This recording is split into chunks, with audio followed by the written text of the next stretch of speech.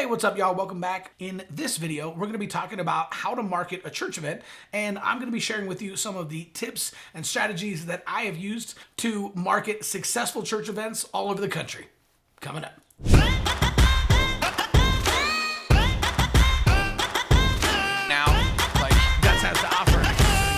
Hey, what's up, y'all? My name is Chris Abbott, but all my friends just call me Abbo. So we're gonna break down for you a 7-part strategy for how to market a church event. And I'm even gonna share a cool story about one of the ways that we actually use this at my church to 10x the attendance at one of our events. And we'll even share with you a strategy that we accidentally stumbled upon that completely maxed out one of our men's events. All right, number 1, create a target.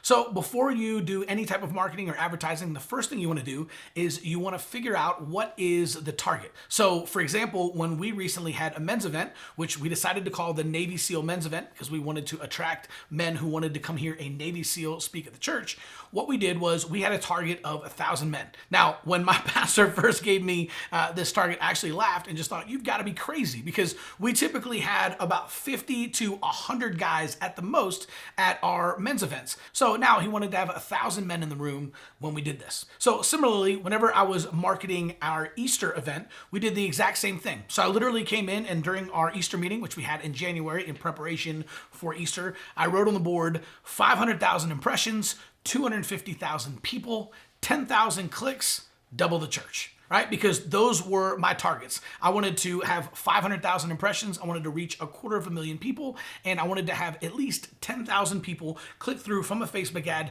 to our Easter landing page to learn more about our Easter service. And then I wanted to double the size of our average Sunday. So the first thing that you want to do is create a target and then move on to step 2. All right, step 2, define a win. So what is going to be a win for this event, and what action do you want people to take? So this could be planning a visit, this could be reserving a ticket, it could be purchasing a ticket, right? What is the action that you actually want people to take, and what creates a win? So for us, we really wanted people to plan a visit, both to Easter and to the Navy SEAL men's event. We simply wanted people to have some type of a micro commitment and let us know that they were coming. So for us, it was plan your visit. For you, it might be something else. But once you create a target, now you want to define a win and figure out what is the action you want people to take. All right, so number 3, you want to create a custom landing page. Now, this is really important. Don't send people to your homepage. You don't want to talk about it on your About page or your New Here page. You actually want to set up a custom landing page specifically for this event. And one of the rules of landing pages is that if you say more than one thing, you say nothing at all. So what I mean by that is you want to make sure that your landing page only talks about one thing, and that's your event. And you can only have one call to action. Whatever you decided in step 2, now you want to use that to either ask them to plan a visit, buy a ticket, reserve a seat. All right, step 4, run a Facebook ad. Now, this is different than a boosted post. This is a targeted Facebook ad that you actually want to run inside of the Ads Manager. So if you've never done this before, it's actually not that hard. All you have to do is go to facebook.com/Ads Manager. And one of the cool things is that you can actually set up an ad one time, and you can run it on Facebook and Instagram because Facebook owns Instagram. So set up one ad, run it on Facebook and Instagram, and you want to set up a traffic ad because you want to send people from Facebook to your landing page that you created in the last step. Now, because of some of the changes that happened with iOS 14, I recommend running a link clicks ad. So when you set up your traffic ad, you actually have the option of how to optimize it. So you want to make sure that it's optimized for link clicks.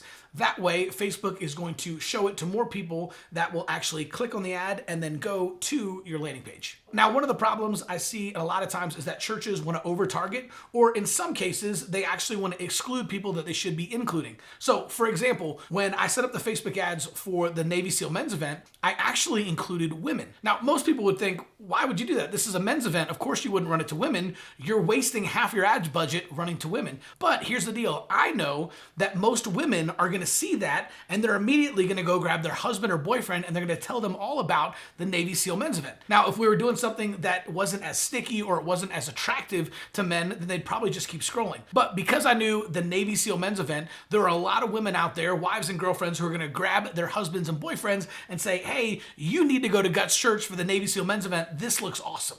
And that's exactly what happened. We had tons tons and tons of clicks of people clicking on the ad and then going to the landing page to learn more about the Navy SEAL men's event, and more than half of them were women. Now, if this were the other way around and we were actually running a women's event, I actually would not run to men, because although women will tell their men about event, men are not going to go grab their wives and tell them about a women's event. They're just going to forget about it. So if you're running for a men's event, definitely include women. If you're running to a women's event, then definitely exclude men, because they're not going to pay any attention.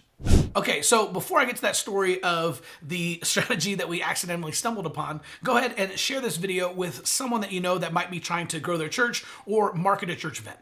Okay, so one of the things that we did for the Navy SEAL men's event after we ran the Facebook ads, again, a strategy that I totally did not plan on. One of the guys at church was actually talking to someone who owned a Chick-fil-A and kind of jokingly mentioned, yeah, we should just print up a bunch of cards and you could just throw them in every single one of the takeout orders at Chick-fil-A. And the crazy thing is, he actually said, yeah, let's do it. If you guys print up enough invite cards, I'll stuff them in every single takeout order at Chick-fil-A.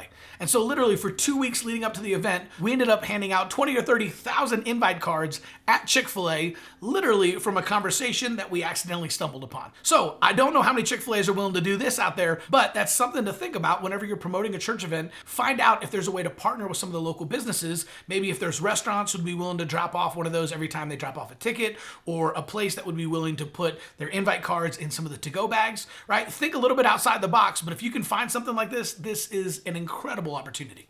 So I've given you a ton of strategies on exactly how to blow your event out of the water. And I'm telling you, we've actually done this at my church. So with the Navy SEAL men's event, we had a target of 1,000 men. We actually had over 1,200 men in the room that night, right? So going from 50 or 100 men on a normal men's event to over 1,200 with the Navy SEAL men's event. Right? Pretty cool. But one of the mistakes I've seen a lot of churches make, and one of the mistakes we've made in the past, is that you put all of this time into marketing the event and getting people there. Then you show up and, oh my gosh, we knocked it out of the park. This is awesome. We've got over 1,200 men here. And then you think, shoot, what's next, right? And you completely forget about how to get their information or how to have a call to action or a next step. And then there's no way to get people back in the door. In fact, I've actually been a part of church events that routinely had more than 5,000 or 6,000 people on a Saturday, and not a single one of them came back on Sunday for church, right? It's because we spent all of our time marketing and getting people to the event. We didn't think through, hey, once they're here, how do we capture their information and then get them to come back for church? So let's dive into a couple of ideas that you can use at your event in order to get people to actually come back again and show up for church.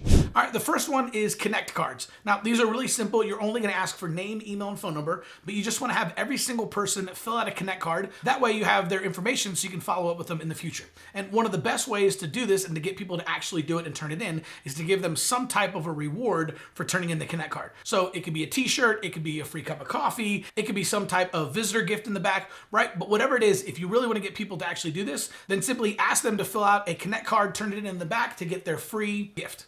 All right, next up, invite them to take a next step while they're in the room.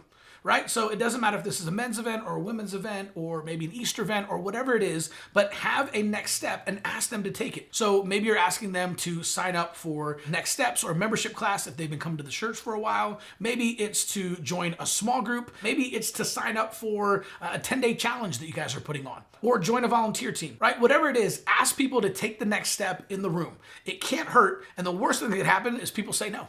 And finally, follow up, follow up, follow up. Right? So now you have everyone's Connect cards. You have all this information from all these people that came out to your incredible event. The best thing that you can do is follow up with them for an extended period of time. I like something like Text in Church because they actually have an automated 6-week follow-up system that's already pre-built, and all you have to do is sign up for Text in Church, click a button, and then you can literally plug all of the information from all of those Connect cards into a follow-up system, and Text in Church will automatically start following up with them for the next month and a half.